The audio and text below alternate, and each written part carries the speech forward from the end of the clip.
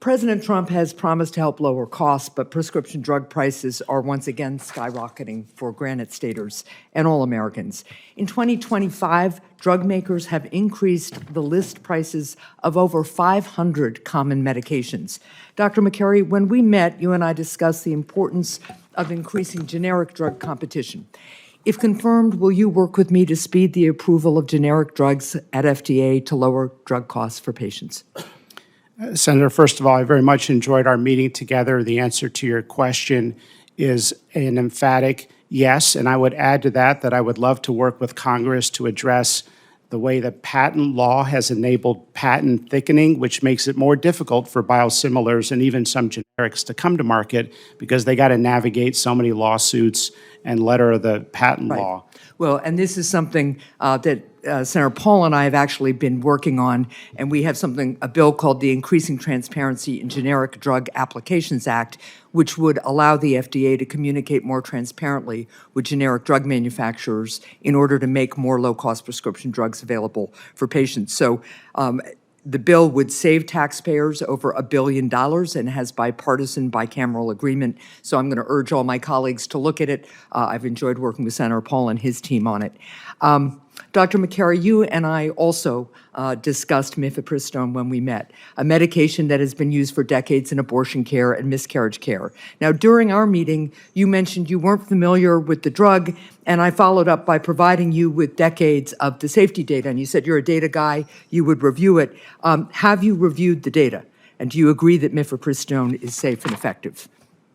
Thank you, Senator, for sending me that homework to read, and I did read those articles, including and what I was referring to when I said I'm not familiar with it is and I don't believe I said I was not familiar with it. What I said was I have not reviewed the totality of the data. I am very familiar with mifepristone, and I did review those studies, including 2 surveys of patients inquiring about telemedicine, a 2018 National Academy of Medicine review. Right. I'm a member of the National Academy of Medicine, but was not involved in that particular review, but I did review that document. So I shared with you that study from the National Academies where scientists looked at, just so people know, over 100 studies of medication abortion and found that the literature is clear that mifepristone is safe and effective. And then, also we've had the discussion about the REMS process for mifepristone. In 2021, the FDA looked again based on a citizen petition asking them to review the safety of mifepristone.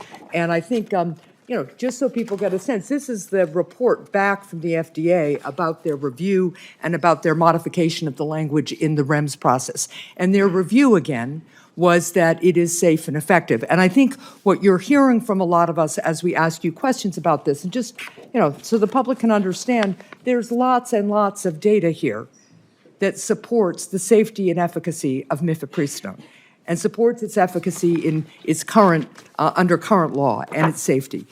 So I think the concern you're hearing is not about whether you will follow an ongoing REMS process with any medication and look at the most current data. That's what the scientific process is about. The concern is whether you are going to unilaterally overrule the data that currently exists for political purposes and for political reasons. And that's what we're looking for your reassurance on. You have told us you are an independent scientist. I believe that. You have a very distinguished career as a physician. But we need to know that when you say you're an independent scientist, that's really what you mean. And then when the politics get heated around abortion, that you won't abandon that independence.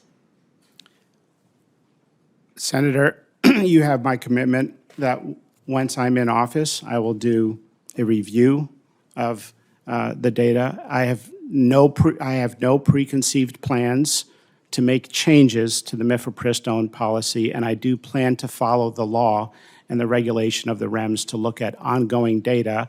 It could be that there could be a drug-drug interaction that we could identify. I understand that, but what I am looking for is an understanding that the current state of science in the process that you have been a participant in throughout your entire career and that others up here have also participated in, that you will follow the science as it is currently developed and not unilaterally overrule scientists because you're under political pressure to do that.